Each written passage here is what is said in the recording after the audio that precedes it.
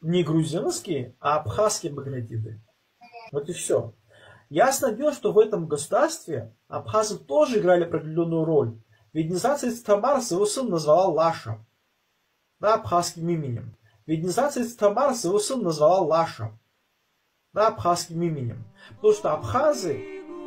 На канале Роганели мы уже разоблачали ложь абхазского историка Дениса Гопи о том, что Лаша, второе имя царевича Георгия, сына царицы Тамары, будто является абхазским апсуйским именем. Мы представили достоверную этимологию имени Лаша и объяснили абхазской аудитории, что означает грузинское имя Лаша на грузинском языке.